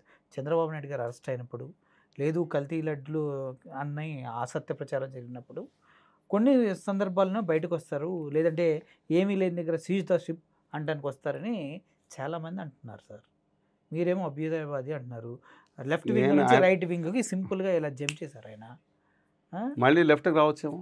లెఫ్ట్ పొద్దున్న ఒక మాట, మా సాయంత్రం కూడా మా ఆ రోజు పాకిస్తాన్ వాళ్ళు యుద్ధం చేసే ముందు నాకు ఏదో గూఢచార వర్గాలు నా ఎందుకు చెప్తాను, నాకు ఏమైనా ఇన్సూరెన్స్ ఉన్నాయని మళ్ళీ గంటలో మార్చారు. అందువల్ల అదేం లేదు.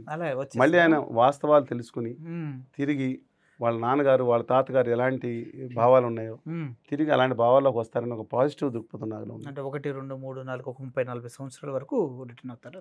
నాకు అలా మీరు వ్యంగ్యంగా మాట్లాడుతున్నారు. వ్యంగ్యంగా కాదు సార్, అంటే లేదు ఒక అభ్యుదయవాది. ఇవాళ పోలవరం ప్రాజెక్ట్ గురించి మాట్లాడి నా గుండె గాయపరిచారు కానీ ఆయన చాలా బాధగా ఉంది. పోలవరం ప్రాజెక్ట్ని డెడ్ స్టోరేజ్ ప్రాజెక్ట్ చేసేస్తే బడ్జెట్లో కనీసం ఒక్క మాట మాట్లాడలేదంటే గుండె గాయపడిందండి. నాకు చాలా అసలు ఏం చేయాలో కూడా అర్థం కావట్లేదు.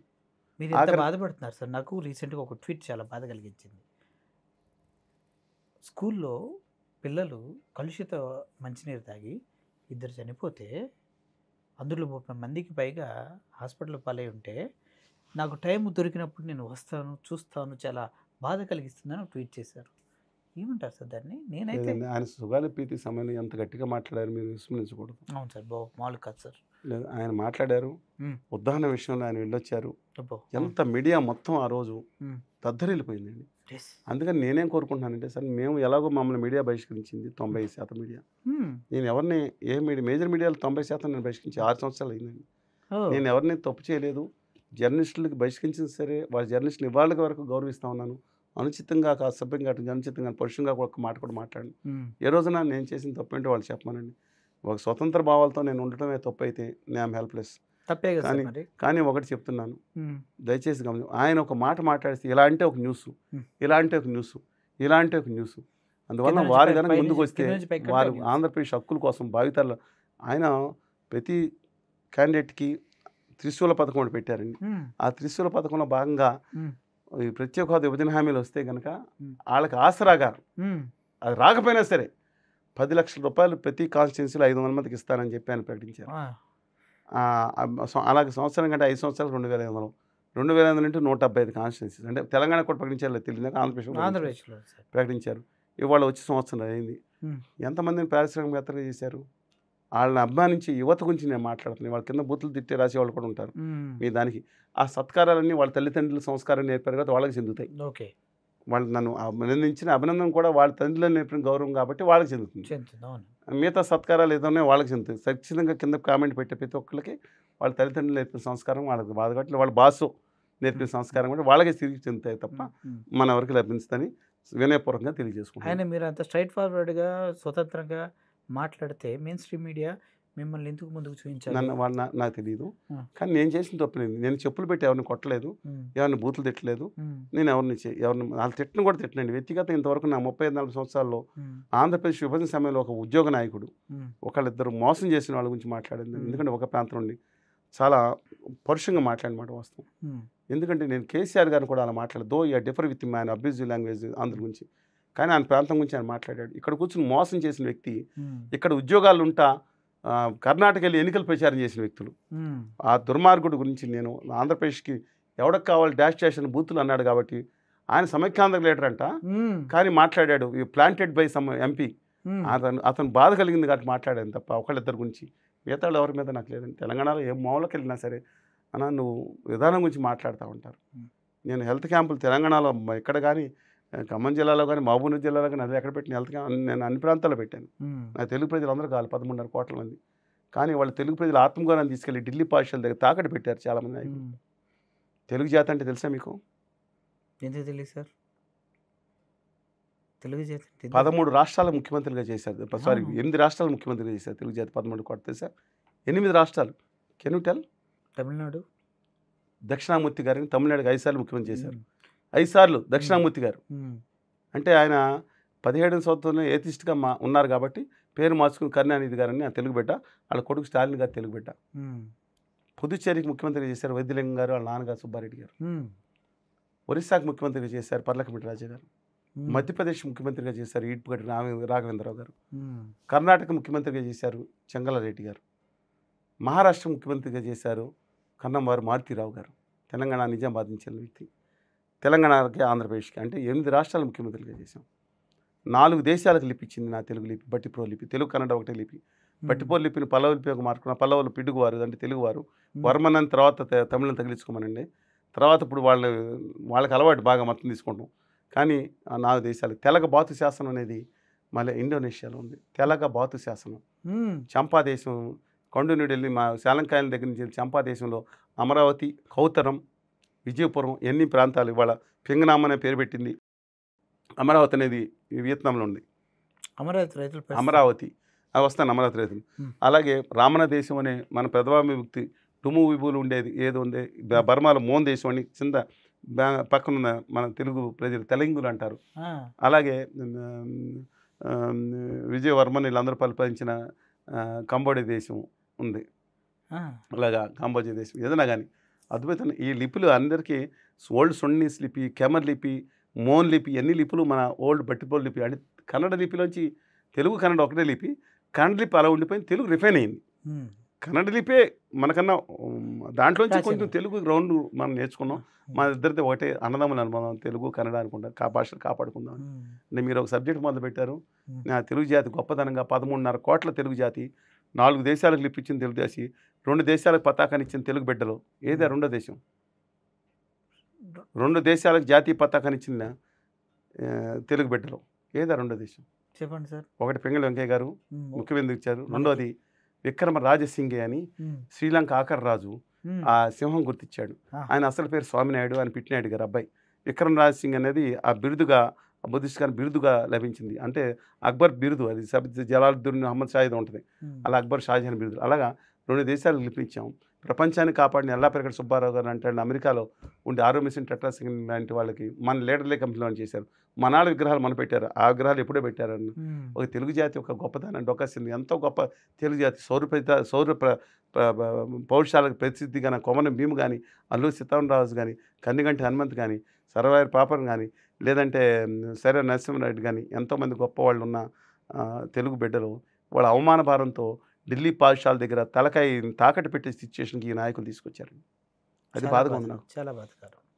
కడుపు రగులు 13 కోట్ల మంది ఉన్న తెలుగు జాతి బిడ్డలకి కేంద్ర క్యాబినెట్లో అడుగుపెట్టి ఆహారం లేకుండా చేసిన పరిస్థితి ఈ ఉత్తర భారతీయ జనతా పార్టీ ఇంతకుముందు కల్పించిన తర్వాత 2018 లేదండి. మా దత్తన్ గారిని తీసేశారు ఆ సహాయ మంత్రి కింద, కిషన్ రెడ్డి గారిని సహాయ మంత్రి ఉంచారు. అసలు తెలుగు జాతి క్యాబినెట్లో అడుగుపెట్టి అర్హత కూడా చేసిన వీళ్ళ గురించి మాట్లాడుతున్నారు. వీళ్ళు నా తెలుగు జాతి గురించి మాట్లాడుతున్నారు. తెలంగాణకు వచ్చి ఆయన మాట్లాడతారు. గుజరాతీ బేటా తుమారకో దియాతాను. గుజరాతీ బేటాలు నా తెలంగాణ కాపాడుతాం ఏంటి? నా సర్దార్ వల్లభాయ్ పటేల్ జాతీయ నాయకుడికి వస్తుంది. గుజరాతీ బేటా నీకేమో జాతీయ నాయకుడు. నీ బేటా గారు మాకు ఇచ్చారా? తెలంగాణ సాయుధ పోరాటం ఎట్లా వచ్చింది? తెలంగాణ సాయుధ పోరాటం మీ ఆర్ఎస్ఎస్ వాళ్ళు పార్టిసిపేట్ చేస్తారా? మీ తాతగారు పార్టిసిపేట్ చేస్తారా? తెలంగాణ సాయుధ పోరాటంలో నిజాంను నిర్వీర్యం చేసి 4 రోజులు మీరు ఆగితే నిజాం పారిపోయే పరిస్థితి తీసుకొచ్చింది. తెలంగాణ సాయుధ పోరాటంలో ప్రాణాలు అర్పించిన భుజం కలిపిన వాళ్ళు కామిరెడ్డి జూలై 4వ తారీఖున అమరుడైన దొడ్డి కొమరాయని మీరు గుర్తుంచుకోలేరు. చాకలి ఐలం లాంటి చిట్టి అలయని గుర్తుంచుకోలేరు. షేక్ బందగీని మీరు గుర్తుంచుకోలేరు. మతానికి లింక్ పెట్టారు. షేక్ బందగీది ఏ మతం? ఏ మతం? ముస్లిం మతం. షబీబుల్లా ఖాన్ ఏ మతం? చేతులు నరికేసింది ఎవరు? రజాకారులు. అంటే మతాన్ని వాడుకుని మీరు తీసుకొచ్చి మీరు అలాంటి సాయుధ పోరాటంలో మీరు లేరు. ఇవాళ ఏమో దానికి కావాలంటున్నారు. అలాంటి తెలుగు ప్రజల యొక్క పౌరుషాగ్ని ఉంటే అలాంటిది వాళ్ళు తీసుకొచ్చి మీ కాళ్ళ దగ్గర బానిసలుగా చేసేసారు కదండి. మా వాళ్ళందరినీ గులాములు చేశారు కదండి మా ముఖ్యమైన నేతలు పెట్టుకుని. చాలా బాధాకరంగా ఉంది. దేశాలు వెళ్ళిన నేతలు ఉన్నారు. దేశాలు వెళ్ళిన మారిషస్ నుంచి దేశాలు వెళ్ళిన నేతలు ఉన్నామే. ఈ దేశాన్ని జయించిన మేము మా వల్లభాచార్యుడు మీకు ఆధ్యాత్మికంగా గుజరాత్ని జయించి వస్తే ప్రతి వేలాది గ్రామాల్లో ఇవాళ వల్లభాచార్యుల శిష్యులు మందిరాలు ఉన్నాయి. మీ రాజ్యాన్ని మా కోటిలింగాలు తెలంగాణలో ఉన్న కోటిలింగాన్ని బయలుదేరి మీ గుజరాత్ని జయించి వచ్చామే. ఆంధ్ర శాతవాహనులు అమరావతి దాని కట్ట నుంచి వెళ్ళి మగధ సామ్రాజ్యాన్ని జయించి ఉత్తరాదిని వెళ్ళి చేతిలో పెట్టుకుని అల్లలాడించే నా తెలుగు శౌర్య ప్రతాపం గల యోధులు ఇవాళ ప్రపంచానికి మేము ఇచ్చామే. ఒక విధికుడు అనే ఒక చర్మకారుడు, ఒక మాదిగ, ఒక దళితుడు ఆంధ్రప్రదేశ్ పూర్ణ కుంభాన్ని ఇచ్చామే. ఉమ్మడి రాష్ట్రాలకు ఉంది.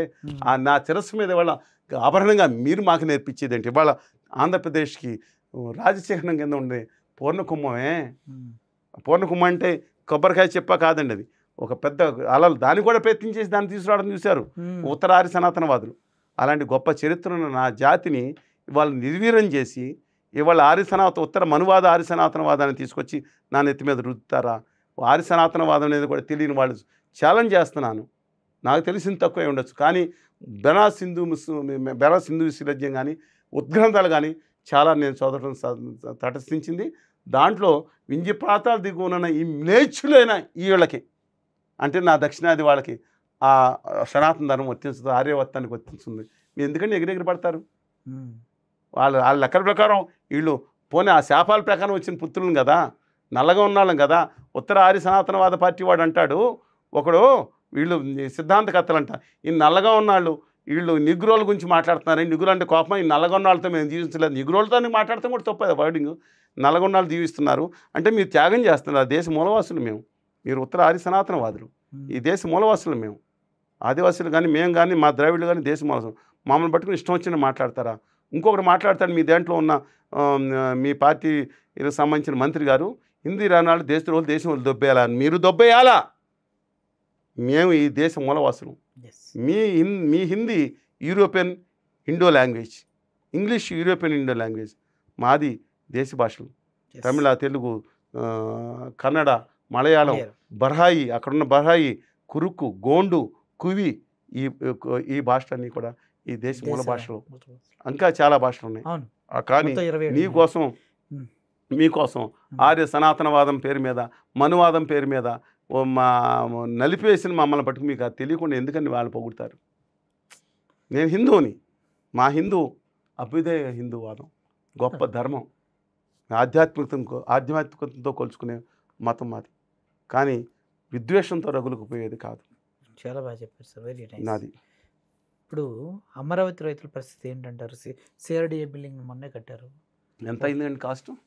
సిఆర్డిఏ సార్ దగ్గర 5,000 కోట్లు, 2,500 కోట్లు, లేదు 270, 275 కోట్లు, 300 కోట్లు. ఎన్ని లక్షల సేఫ్టీ అండి? 3 లక్షల సేఫ్టీ సార్. ఇంతకుముందు హబ్ సెంటర్ కట్టారు కదా ఇంతకుముందు గవర్నమెంట్, 3,20,000. ఎంత ఖర్చు అండి? 70 కోట్లు. 70 కోట్లు వైజాగ్లోనా? అది ఇది కదా డెక్ 70-80 కోట్లు వరకు. 80 కోట్లు. ఎన్ఎస్ఎఫ్టీ అండి 3,20,000 సంథింగ్, దానికన్నా పెద్దదే. అది విశాఖపట్నంలో కాస్ట్ ఎక్కువ అవుతుంది కదా. దీంట్లో ఫౌండేషన్స్ వల్ల కొంత కాస్ట్ ఎక్కువే ఉంటుంది, ఫౌండేషన్స్ వల్ల. సరే, నేను దాని గురించి వెళ్ళను, కానీ నేను ఉదాహరించాను. సరే, coming back to the point. ఏదో అన్నారు అంటే దానివల్ల రైతులకి ఏం లాభం చేకూరుతుంది? సిఆర్డీఏకి నేను ఒకటి మాత్రం, నేను అక్కడ భూమి ఇచ్చిన రైతులకు సాల్యూట్ చేస్తానండి. డెఫినెట్గా అక్కడ ఉన్న మహిళలు చేసిన పోరాటానికి ఎప్పుడు కూడా జీవితంలో గుర్తుంచుకుంటామండి. మరి పోరాటం చేశారు. మహిళలు పోరాటం చేశారు. ఉమ్, మాలాంటి వాళ్ళ మీద కేసులు పెట్టి ఉమ్, జగన్ గారి ప్రభుత్వం వేధించింది. ఉమ్, మొన్న జడ్జి గారు కొట్టారు ఉమ్. 5.5-6 సంవత్సరాల తర్వాత. ఇంకా మా మీద దేశంలో దిక్కుమాల కేసులు పెట్టి ఉన్నాయి. ఇంకా ఉన్నాయండి చాలా కేసులు. పెడతారు సార్ కావాలి. లేదు చంద్రబాబు నాయుడు గారి ప్రభుత్వం, జగన్మోహన్ రెడ్డి గారి ప్రభుత్వం వేరు కాదు కొన్ని విషయాల్లో. ఒకటే వ్యవస్థల్ని కాపాడి ధర్మోధర్మిత రక్షత, ధర్మాన్ని కాపాడిన ధర్మం మిమ్మల్ని కాపాడుతుంది, వ్యవస్థలను కాపాడిన వ్యవస్థ మిమ్మల్ని కాపాడిన వ్యవస్థను ఇష్టం వచ్చినట్టు దుర్వినియోగం చేస్తాను. జగన్మోహన్ రెడ్డి గారికి సోయి ఉంటే కనుక తనకు వచ్చిన నవరత్నాలను జాగ్రత్తగా అమలు చేసి ప్రత్యేక హోదా సాధించి 15 లక్షల మంది ఎవరిని పారిశ్రామికతలు చేస్తే ఆయన 20-30 ఏళ్ళు అధికారంలో ఉండేవారు మాకు. కానీ ఆయన డైవర్షన్ పాలిటిక్స్లో పోయి కక్షాదింపు చర్యలోకి వెళ్ళిపోవటం, ప్రాధాన్యతలు మర్చిపోవటం. ఇప్పుడు నిజంగా చెప్తున్నా అండి, ఆయన చేయటం వల్ల డైవర్షన్ తప్పు జరిగింది. ఎవరు దిక్కుమాలి అడ్వైజర్ ఎవరున్నారో తెలియదు. ఇక చంద్రబాబు చాలా మంది ఉన్నారని తెలియదు. 140 మంది ఉంటున్నారు, తెలియదు ఎంతమంది ఉన్నారు, 40-50. సరే చంద్రబాబు నాయుడు గారు వచ్చారు. ఇవాళ మేము ఆ రోజు అమరావతి మీద ఇంతవరకు ఈ దేశ స్థాయిలో ఒక కాంప్రహెన్సివ్ రిపోర్ట్ 30 మంది నిపుణులతో కలిపి ఇచ్చిన రిపోర్ట్ ఎవరన్నా తెలుసా మీకు? తెలియదే, ఎవరికి తెలియదు. అనేక దేశాలు తిరిగి పర్యావరణ నిపుణుల నుంచి బిల్డింగ్ నిపుణులతో సహా సామాజికవేత్తలతో సహా కలిపి ఒక రిపోర్ట్ నివేదిక ఇచ్చింది మేమే అని చెప్పి ఆ రోజు సిఆర్డి అధినేతగా ఉన్న ఆయన కూడా చెప్పారు. మిగతా వాళ్ళు రిపోర్ట్లు ఇచ్చారు. నారాయణ గారు కాదు, ఐఏఎస్ అధికారి. అందుకని నేను రిపోర్ట్ ఇచ్చాం దాని మీద. అందువలన నాకు కొంచెమైనా సాధికారత ఉంది అమరావతి గురించి మాట్లాడింది. అమరావతి విషయంలో మేము స్పష్టంగా చెప్పింది కాకుండా మేము అమరావతి అద్భుతమైన రాజధానిగా ఆ రోజు నుంచి మాట మార్చకుండా ఉన్నాం. అద్భుతమైన హరిత రాజధానిగా, అండర్లైన్ అన్ని వర్గాల ప్రజలు నివాసం ఉండే రాజధానిగా. ఇది చాలా వాల్యుబుల్ పాయింట్. నేను ఏ రోజు మాట మార్చలా. దాన్ని అద్భుతంగా డెవలప్ చేస్తూ సమాంతరంగా ఇచ్చాపురం నుంచి హిందూపురం కూడా అభివృద్ధి చేయాలని నా మాట ఏ రోజు మాట మార్చలా. నన్ను ఒకరోజు ఒక అద్భుతమైన క్షణంలో ఒక వ్యక్తి ఫోన్ చేశారు, ఏమండి పుస్తకావిష్కరణ ఉందని రండి అని. ఏ పుస్తకావిష్కరణ? అమరావతి ఎవడు రాజధాని అని. దానికి ఒక నేనంటే ఆయన ఎందుకనో ఒక మతి ఆయనకి ఏమైనా తెలియదు, ఒక వ్యక్తి రిటైర్ అయిన వ్యక్తి పుస్తకం రాశాడు. పెద్ద వ్యక్తి, మా మీద ఏజ్లో పెద్ద వ్యక్తి కాబట్టి వారు అని గౌరవిస్తాను. కానీ ఆలోచనలో చిన్న వ్యక్తి కాబట్టి ఒక అహంకారం ఉండదు. పుట్టుకతోనే పెద్ద కులంలో పుట్టాను, పెద్ద మతంలో పుట్టాను అని అహంభావన వ్యక్తిస్తున్నాను. నేను లైక్ చేయను. నేను మహాత్మా జ్యోతిర్బాబు పూలే, సావిత్రిబాయి పూలే అంటే నేను ఈ ప్రపంచంలో నేను గొప్పగా భావించే మొట్టమొదటి వ్యక్తులు నా జీవితంలో సావిత్రిబాయి పూలే, జ్యోతిబాబు పూలే. చేతులు ఎత్తి నమస్కరించేది ముందర వాళ్ళకి నమస్కరించిన తర్వాత దేవుళ్ళు మిగతా వాళ్ళకి చేయాలి, తప్పలేదు. నేను నా ఈ దేశంలో అందుకని నేను వాళ్ళు అక్కడ కోరుకుంటున్నాను. అక్కడ సమాంతరంగా అన్ని వర్గాలు ఉండే రాజధానిగా డెవలప్ చేయాలని మేము భావిస్తూ ఉంటాం. కానీ అక్కడ స్విస్ ఛాలెంజ్ విధానాన్ని వ్యతిరేకించాను ఆ రోజులు. దానికి నేను అమరావతి వ్యతిరేకం కాదు, స్విస్ ఛాలెంజ్ పారదర్శకంగా చేయమని చెప్పుకోలేము. దాంట్లో ఆ షణ్ముఖ్ గారితో మాట్లాడాను.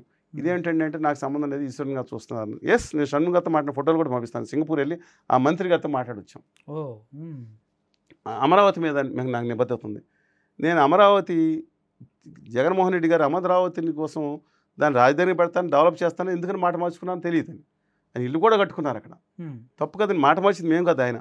అలాంటి సమయంలో వీళ్ళు అంతకుముందే ఎవడు రాజధాని పుస్తకం రాస్తే దాంట్లోకి వామపక్ష నేత సోదరుడు రామకృష్ణ గారు వెళ్ళారు, సిపిఎం పార్టీ వాళ్ళు వెళ్ళారు. ఆ పుస్తకావిష్కరణ ఉడ్డే శోభనేశ్వరరావు గారికి ఇచ్చారు. అది చేసిందంతా ఆర్నే చేసిందంట. ఇప్పుడు ప్రముఖ ఆర్య సనాతనవాదిగా మారిన గవర్నీలు ఆ రోజు కళ్యాణ్ బాబు గారు. ఆయన వాళ్ళు చంద్రబాబు గారి పక్కన కూర్చుని అది అమరావతిని గురించి ఆయన ఉన్నారు పక్కన. మిగతా వాళ్ళందరూ ఆమె దాంట్లో కూర్చున్నారు. నేను 239 అపోజిట్ దట్, అది తప్పని చెప్పారు. నా మీద విమర్శించారు, వీడు చంద్రబాబుకు అనుకూలంగా ఉన్నాడు. కాదే, 30 ఏళ్ళ నుంచి ఆ 26 పార్టీలు ముద్రలు వేశారు నా మీద. నేను సిద్ధాంతం మీద ఉన్నాను. అందువలన న్యాయబద్ధంగా ధర్మబద్ధంగా చేయమన్నా అన్ని జిల్లాల వాళ్ళకి కూడా అక్కడ ఒక హడ్కోలాగా ఇంకో వడ్లమాన 2-3 విలేజ్ తీసుకుని స్టేజ్ 2 అంటే డెవలప్మెంట్ అయిన కొద్దీ వాళ్ళ దగ్గర వసూలు చేయండి 300-400 ఛార్జీలు. ఒక 2,000 రూపాయలు 3,000 రూపాయలు 200 గజాలు పెడితే 5 లక్షల రూపాయలు. శ్రీకాకుళంలో ఒక 1000 మందికి కోట అయ్యింది లాటరీ. అనంతపురంలో అన్ని ప్రాంతాలని సమానం చేసుకుని అన్ని వర్గాల ప్రజల్ని అక్కడ సామాన్య ప్రజలు మధ్య సింగపూర్ వెళ్ళినప్పుడు అండి ఎకనామికల్ వీకర్ సెక్షన్స్కి చాలా తక్కువ రేట్లకి స్టూడియో అపార్ట్మెంట్స్లా ఉంటాయి, చాలా తక్కువ రేటుకి ఇస్తారు. అది కూడా నేను రాసి ఇచ్చాను. దాంట్లో తర్వాత నదికి పక్కగా ఉండే కొంత ప్రాంతాన్ని వదిలిపెట్టేమన్నాను పర్యావరణం కోసం. దాన్ని కూడా కబ్జా మొదలుపెట్టారు. కానీ అంతలో అంతా 3 పంటలు, రెండోది నాణ్యానికి మూడో పంట, మొత్తం అంతా 3 పంటల భూమి తప్పండి అది. అది కూడా ఎక్కడెక్కడి నుంచి వచ్చి అవాస్తవాలు ప్రచారం చేశారు. మొత్తం 3 పంటల పండే భూమి కాదు, చాలా తప్పు. కెమెరామాన్ తీసుకుని నది పక్కన వెళ్ళి పంటలు చూపిస్తున్నారు. కాదు, వెనకమాల అనంతరం భూమి, మెట్ట ప్రాంతాలు. నేను డాక్టర్ ఎల్ఎన్ శివాజీ గారు వెళ్ళినప్పుడు వర్షాధారం లేదు, శుద్ధం ఉంది కింద, అన్నీ అంత నీటి ప్రవాహం ఉంటే ఎత్తిపోతలు ఎందుకు పెడతారు? కృష్ణానది ఎత్తిపోతలు కూడా పెట్టారు. ఆ నీళ్ళు కూడా వెళ్ళదు చాలా దగ్గర. వర్షాధారం పత్తి పంట వేసేవాళ్ళు, పొగాకు వేసారు, బేరలు ఉన్నాయి దాంట్లో. నేను చూపిస్తాను, నీళ్ళు వచ్చిన ఉన్నాయి. మెట్ట ప్రాంతాలు చాలా ఉన్నాయి, ఎకరం 5 లక్షలు 7 లక్షలు కూడా చేయని భూములు ఉన్నాయి. అంతా ఇది అంతా 53,000 ఎకరాలు. ఇప్పుడు మళ్ళీ కొత్తగా సరే సబ్జెక్ట్ మీరు అడగలేదు కానీ నేను దాంట్లోకి వెళ్తాను. అమరావతి బిల్డింగ్ కట్టారు, మంచిది, సాధికారికత ఉండాలి, ఆ రైతులకు న్యాయం చేయాలి, మహిళల మీద కేసులు ఎత్తేయాలి, అన్ని వర్గాలకి ఆవాసం ఉండేటట్టు, ఉపాధి కేంద్రంగా, రియల్ ఎస్టేట్ కేంద్రంగా కాకుండా అక్కడ కూడా బ్రాండింగ్స్ ఫ్యాక్టరీ పెడితే మధ్యతరగతి వాళ్ళు కూడా, చిన్నది మధ్యతరగతులు 20,000 30,000 40,000 సంపాదించుకునే వ్యక్తులు కూడా అక్కడ ఆధారం ఉండేటట్టు కొంత ఇస్తేనే డెవలప్ అవుతుందని నా ఉద్దేశం అండి. అది మీరు అందరిని కన్ఫైన్ అవ్వకుండా చాలా దూరం వెళ్ళి వచ్చాను. మీకు అంత నాలెడ్జ్ ఉంది. నాకున్న స్వామి సముద్రంలో కాకిరెట్టండి లేదు. నేను పుస్తకాలు రాశాను, 11 పుస్తకాలు రాశాను, చరిత్ర గురించి 600 పేజీల గ్రంథాలు రాశాను. లాభించేది ఏంటంటే మిగతా వాళ్ళు వేస్తే మమ్మల్ని మాత్రం పుస్తకావిష్కరణకి చేయకుండా అడ్డుకొని, నేను పుస్తకావిష్కరణ నేనే రాశాను, నేనే ప్రచురించాను, నేనే ఉచిత డిస్ట్రిబ్యూషన్ 99%. ఓన్లీ నవోదయాను విశాలాంధ్రలో ఉండాలి కాబట్టి అక్కడ నెక్స్ట్ రాలేదంటారేమో కానీ నేను రికార్డు తీసుకున్నా తప్ప మొత్తం చేసి 11 పుస్తకాలు ప్రచురించాను. జీవితం పెట్టాం, ఎకరాలు నా ఆస్తి మొత్తం 89% నా ఆస్తి అయిపోయింది, పక్కన పెట్టండి, జీవితంలో ఇబ్బంది కనుక. కానీ ఎందుకని ఈ సమాజం అనేది మేము కోరుకునేది గుర్తింపు అని ఒక స్వార్థం. కానీ వాళ్ళ బూతులతో తిట్టే ట్రోలింగ్ పార్టీ నడుస్తుంది. ఎవరి కోసం? నేను జగన్ గారిని గౌరవిస్తాను, చంద్రబాబు నాయుడు గారిని గౌరవిస్తాను, పర్సనల్గా ఎవరిని మీరు ఆర్య సనాతనవాదిగా మారిన కళ్యాణ్ బాబు గారు మారినా సరే ఆనాటి అభ్యుదయ భావాలు గుర్తించి గౌరవిస్తూ ఉంటాం. రేవంత్ రెడ్డి గారు, ప్రవీణ్ గారు, జాన్ వెస్లీ గారు, సాంబశివరావు గారు, వెంకటరెడ్డి గారు, ఇంకా ఎంతోమంది గొప్పలు అన్న తెలుగు జాతి బిడ్డలందరూ నాకు కావాలి. 13.5 కోట్ల మంది బిడ్డలు అందరూ నాకు కావాలి.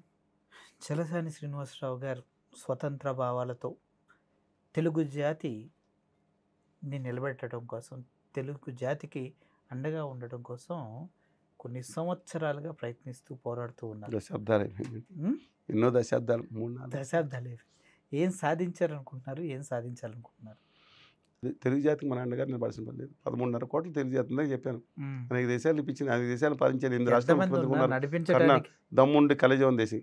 కానీ దాని మీద జరుగుతున్న కుట్రలకు వ్యతిరేకంగా మన ఆత్మగౌరవాన్ని చాటడానికి అక్కడ ఉన్న యువతని, వాళ్ళకి అన్యాయం జరుగుతుంటే అన్యాయం జరగకుండా ఉండటానికి జరిగిన పోరాటంలో ఓ చిన్న హైదరాబాద్ సౌత్ సెంట్రల్ ఏరియాలో ఉద్యోగాలు మాత్రం ఓపెన్ అంట, బీహార్లోని మిగతా దేశం అన్ని చోట్ల క్లోజ్ అని పెడితే గ్యాంగ్ మెన్స్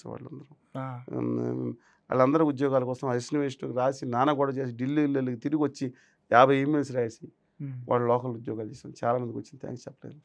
అలాగే ఒక లిస్ట్ ఇస్తాను మీకు, మా తెలుగు భాష గురించి కానీ దేని గురించి కానీ. అంటే వాళ్ళు ఒక 45 సంవత్సరాలు చేసిన ఒక రోజులో నేను చెప్పలేను కానీ చాలా కష్టం. నేను చేసిన చిరు సేవే, ఉడతాభక్తి సేవే. కానీ జీవితంలో నేను అనుకుంది 2 ప్రాధాన్యతలు. యువర్ ఫస్ట్ ఇండియన్ కదా, నేను కాదు. మీకు నేను ఏదైనా ముద్రేసుకోండి, నాకు కావాల్సిన ప్రపంచంలో మొట్టమొదటి మానవీయ కోణం, తర్వాత నా తెలుగు జాతి, తర్వాత నా అన్ని ద్రావిడులు, నా దేశంలో అన్ని వర్గాలు కలిసి నా దేశం ప్రపంచం నెంబర్ 1 ఉండాలి. నేను నా తెలుగు జాతిని పెట్టుకుని గుజరాతీ కోసం నా తెలుగు జాతిని అదే ఇండియన్ అనుకుంటే, అదే గొప్పతనం అనుకుంటే మీరు అనుకోండి. నన్ను దేశద్రోహిగా ముద్ర వేసినా సరే నాకు పర్వాలేదు, వేసుకోండి ముద్ర, నాకు మద్రోహం ముద్ర వేసుకోండి. నాకు కావాల్సిన తెలుగు జాతి 13.5 కోట్ల మందిని మొక్క చెక్కలు చేసి వాళ్ళకి దిక్కుమాలని అన్ని అంటగట్టి ఎంతో అభ్యుదయ భావాలతో ఉండే 70 తీసుకున్న అభ్యుదయ భావం ఉండే ఒక తెలుగు జాతిని కుల చిచ్చు, మత చిచ్చు రెచ్చగొట్టి, ఉపప్రాంతీయ రిచ్చి రెచ్చగొట్టి మొక్క చెక్కలు చేసి మీరు ఆనందపడుతున్నారే, ఐ రికగ్నైజ్ దట్. ఏ రోజు కన్నా నా 13 కోట్ల మంది తెలుగు జాతి, 35 కోట్ల మంది ద్రవిడులు తమ అస్తిత్వం కోసం లేచి నిలబడే రోజు రావాలి. ఈ ప్రపంచంలో ఉన్నతంగా వాళ్ళు జీవించాలని కోరుకుంటున్నాను. నేను ఏది కావాలనుకున్నాను, విస్తృతమైన భావన. మంత్రి గారు ఇప్పుడు ఉన్నారు, శ్రీనివాసాలు చెప్ప మాకు నవ్వుతారు, నవ్విన నాపచర్యనే పండుతాయి. నాకేంటి, నాకు కావాల్సిన తెలుగు జాతి బాగుండాలి. దానికోసం నాకు మీలో కల్మషం వచ్చింది, నాలో కల్మషం వచ్చింది, నా సోదరులో కల్మషం వచ్చింది. ఏంటి మన స్థాయి, కులమో, మతమో, ప్రాంతమో, అసలు వీళ్ళేం మాట్లాడుతున్నారని చేస్తాం. నా తెలుగు జాతిలో వాళ్ళ కల్మషం లేకుండా కొండల్లో బతుకుతున్న గిరిజనులు అంటే నాకు ఇష్టం.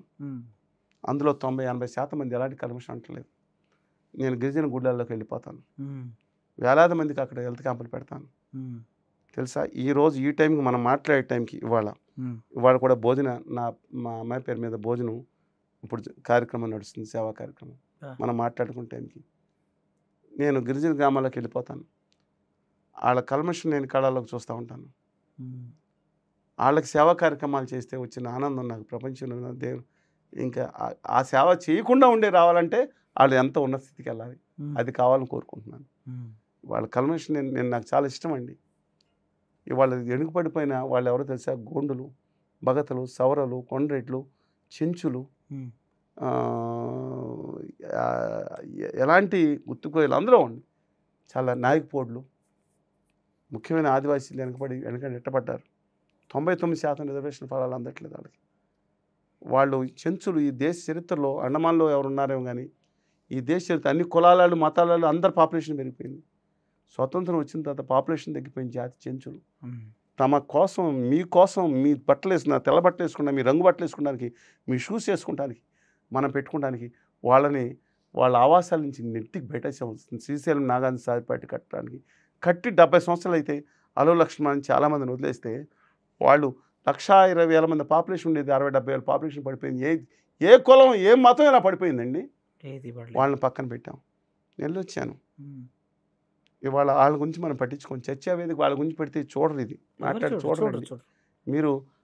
వాళ్ళు ఎవరున్నారు కదా, మీరు రోజు ఇంటర్వ్యూ చేస్తారు కదా, దువ్వాడ శ్రీనివాస్ గారి మాధురి దాంట్లో కొత్త కోణం అని పెడతారు కదా. కొత్త కోణం చూడటానికి 10 లక్షల మంది చూస్తున్నారు. ఏంటో నాకు అర్థం కావట్లేదు.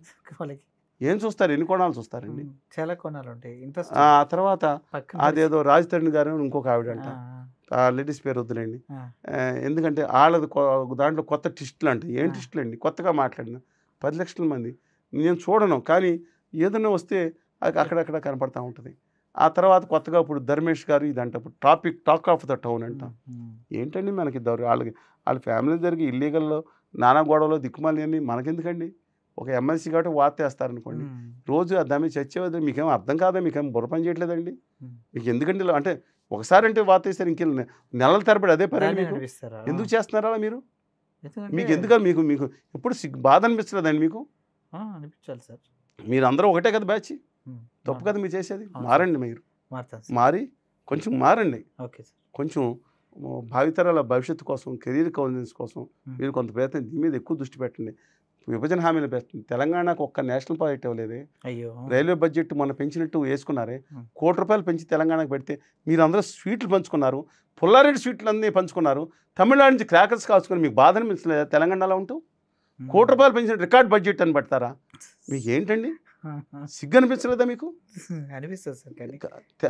గుజరాత్కి 8,400 కోట్లు పెంచుతారు, తెలంగాణకు కోటి పెంచితే రికార్డ్ బడ్జెట్ అని. మీరు క్రాకర్స్ అని పుల్లారెడ్డి స్వీట్లు ఎందుకు ఖాళీ చేశారని మీరు నాకు అర్థం కాదు. ₹1,00,00,000 పెంచారు. లాస్ట్ టైం 5,327 కోట్లు ఇచ్చారు, 28 కోట్లు అయిందంట. Record budget last time record budget. కానీ గుజరాత్కి 8,400 కోట్లు ఇంతకుముందు బడ్జెట్ మీద ఎందుకు పెంచారని మాట్లాడితే నోరు రాలేదు. ఆ ఇన్ఫర్మేషన్ తెలియదు. తెలంగాణలో ముఖ్యమంత్రి గారి దగ్గర నుంచి గౌరవ ప్రతిపక్ష నాయకుల వరకు ఏం చేస్తున్నారు? ఎందుకని నిలదీయట్లేదు? నాకు తెలిసేది కావాలండి. తెలంగాణకు ఒక నేషనల్ పార్టీ ఇచ్చారా? ఇవ్వలేదు కదా. ఏం చేస్తున్నారు మీరు అందరూ? ఆంధ్రప్రదేశ్ తెలంగాణ తంపులు పెట్టి మిమ్మల్ని కృష్ణా జలాల విషయంలో వీళ్ళిద్దరికి తంపులు పెట్టి కొత్త జీవి ఇచ్చాడు మోడీ గారు. పై రాష్ట్రాల వరకు కలపటానికి వీల్లేదు, మాది కలిస్తే బంచేస్తానని చెప్పి మాట్లాడితే సిగ్గు లేకుండా కోస్తా రాయలసీమ తెలంగాణ మీద తగాదాలు పెట్టి కూర్చుంటే మేము తగాదాలు మేము కొట్టుకుని నీ కాల్ముక్త బాధించిన ద్వారా అని చెప్పి ఢిల్లీలో పాఠశాల దగ్గర ఉండాల్సిన దౌర్భాగ్య స్థితి కలిస్తే ఇక్కడ నాయకుడు అంటాడు ఏమో ఆడు తను నీళ్లు తనుకుపోతున్నాడు, ఈయన తనుకుపోతున్నాడు. 2 టీఎంసీలు తేడా వచ్చింది. ఆయన కొయినా డ్యాంలో కట్టి 100 టీఎంసీలని ఆంధ్ర పవర్ టాటా పవర్ పెట్టి అరేబియా సముద్రం డైరెక్ట్గా కలిపేసి ఉప్పు నీళ్ళలో కలిపేస్తున్నారే. ఆ 100-150-200 టీఎంసీని తెచ్చుకునే ధైర్యం లేక టీఎంసీ కోసం ఆంధ్రప్రదేశ్ తెలంగాణ పోలీసులు వెళ్ళి కొట్టుకునే పరిస్థితి తీసుకొని సిగ్గు లేదండి మీకు? నాకు బాధగా ఉంది. ఇక్కడ కూడా ఆధిపత్యం వాళ్ళదే, కుట్లాడలో పెట్టాలి. ఏందండి ఇది? ఉత్తర భారతీయ జనతా పార్టీలో ఆర్యసనాతనవాది బ్యాచ్లో పడిపోవడం ఏందని నాకు అర్థం కాదు. బండి సంజయ్ గారు లాంటి వాడు ఒక పార్టీకి అధ్యక్షుడు ఉండి, ఒక ఎంపీ 12 లక్షల మందికి ఉండి ఆయన ఉంటే వాళ్ళ నాన్నగారిని గౌరవించుకోమనండి. నా నాన్నగారికి ఇష్టం ప్రతిరోజు నాన్నగారు చెప్పులు వేసుకుని నేను తిరగను కదా. ఎందుకు తిరుగుతారు సార్ ఎవరైనా? ఆయన గుజరాతీ పెద్ద చెప్పులు పట్టుకుని తిరుగుతా. మళ్ళీ అది మీ ఇంట్లో చూసుకోండి. You're representative, you represent proud of being an MP. మీరు మాకు ఎంపీ, ఒక గౌరవమైన ఎంపీ, ఒక రాష్ట్ర అధ్యక్షుడు. తండ్రి వాత్సల్యం ఉంటే తండ్రి వాత్సల్యం చూపించుకోండి. తప్పు కదా? తప్పు. ఒక దమ్మున్న వ్యక్తి, కష్టపడి పైకి వచ్చిన వ్యక్తి, ఎందుకండి ఇదంతా? నవ్వు ఇప్పుడు కేంద్ర మంత్రిగా ఉన్నారు వారు, యూ టు రెస్పెక్ట్ హిమ్. కానీ మార్చుకోమని చెప్పుకోడుతున్నాను. తెలుగు జాతి ఆత్మగౌరవాన్ని కాపాడమని చెప్పుకోడుతున్నాను. మీరు తెలంగాణ జరుగుతున్న దారుణమైన మోసాలు, ఏదో బడ్జెట్ రోడ్లు ఇచ్చారంటారు. తాతగారు రోడ్లు ఇచ్చారా? ఆ రోడ్లు ఇస్తారు, తోలు తీసి తోలు గేట్లు పెడతారు. అది 1,00,000 కోట్ల బడ్జెట్ రోడ్లు అంటే ఇదేంటండి? తెలంగాణకి ఎంత ఇచ్చారు? నేను చెప్తాను, మీ పక్కనున్న రాష్ట్రాలకి 61,200 కోట్ల రూపాయలు 25 బడ్జెట్లు ఇచ్చారు బండి సంజయ్ గారు. తెలంగాణకి 5,328-29 కోట్లు ఇచ్చారండి. ఇది ప్రజలకు ఎందుకు చెప్పరండి? ఎందుకు బాధ్యబంతులు కొడుతున్నారు? ఎక్కడ 61,000 కోట్లు, ఎక్కడ దేనికి బాధ్యతలు చెందుతారు? మొత్తం పొలారిటీ సూట్ లాభ చేశారు. పేపర్లోనే రికార్డ్ బడ్జెట్. మా కర్మ దౌర్భాగ్యం అండి నా తెలుగు జాతికి ఇది. Please my humble request to honourable minister, honourable minister Kishan Reddy గారు, దయచేసి దీని మీద దృష్టి పెట్టమని మై హంబుల్ రిక్వెస్ట్ అండి. ప్రస్తుతానికి పరిస్థితి తెలుగు రాష్ట్రాల్లో ఏ ప్రాబ్లం వచ్చినా నిజం చెప్పాలంటే అన్యాయం జరిగినప్పుడు ప్రశ్నించడానికి ఒక బలమైన గొంతుక చలసాని శ్రీనివాస్ గారు. నిస్వార్థంగా ఉంటారు, అందులో స్వార్థం కూడా ఉంది తెలుగు జాతి కోసమని. ఎన్ని జరిగినా కూడా, ఎన్ని కేసులు పెట్టినా కూడా మెయిన్ స్ట్రీమ్ మీడియా కాదు, చాలామంది తన వాయిస్ని కావాలని నొక్కేసినా కూడా తన మనసు నుంచి వచ్చే ప్రతి మాట ప్రజలకు చేరాలని సోషల్ మీడియా ద్వారా కానీ తను చేసేటటువంటి ప్రతి ప్రయత్నాన్ని మనం అభినందించాలి. అటువంటి వ్యక్తితో ఈరోజు నేను ఇంటర్వ్యూ చేసినందుకు చాలా హ్యాపీగా ఉన్నా. Sir, thank you for coming. ధన్యవాదాలండి. ధన్యవాదాలు నా తెలుగు ప్రజలకి. ఆవేశంలో నేను తప్పుగా ఆవేశంతో నేను మాట్లాడి ఉంటాను, ఎవరిని నొప్పిస్తే క్షమించండి. కానీ నా తెలుగు జాతి బాగుండాలని మానవీయ కోణం మీద దృష్టి పెట్టి మాట్లాడుతున్నాను. డెఫినెట్గా నచ్చింది. Thank you.